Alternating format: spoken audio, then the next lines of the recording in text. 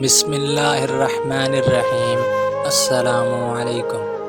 حضور صلی اللہ علیہ وآلہ وسلم کے کانوں میں سانپ کی سرگوشی۔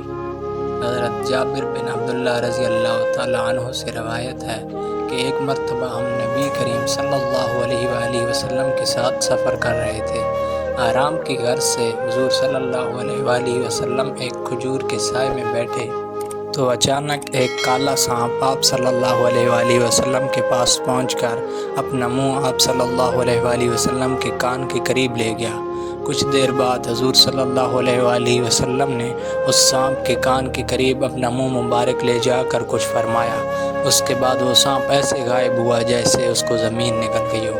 ہم نے عرض کی، یا رسول اللہ صلی اللہ علیہ وآلہ وسلم، ہم اس سانپ کو آپ صلی اللہ علیہ وآلہ وسلم کے قریب دیکھ کر ڈر گئے تھے۔ آپ صلی اللہ علیہ وآلہ وسلم نے فرمایا کہ وہ جانور نہیں بلکہ جن تھا۔ فلاں سورت کی چند آیات بھول گیا تھا، انہی آیات کی تحقیق کے لیے جنات نے اسے بھیجا تھا۔ تم لوگ موجود تھے اس لیے وہ سانپ کی شکل میں آیا۔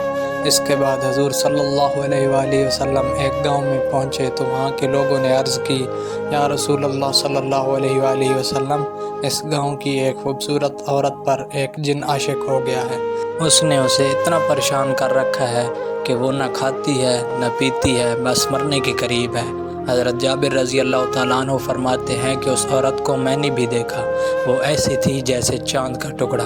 حضور صلی اللہ علیہ وآلہ وسلم نے اسے پکار کر فرمایا، اے جن، کیا تجھے معلوم ہے کہ میں اللہ کا رسول محمد صلی اللہ علیہ وآلہ وسلم ہوں؟ تو اس عورت کو چھوڑ کر یہاں سے چلا جا۔ یہ سنتے ہی وہ عورت صحت یاب ہو گئی اور ہوش میں آنے پر اپنا منہ ہم سب سے چھپانے لگی۔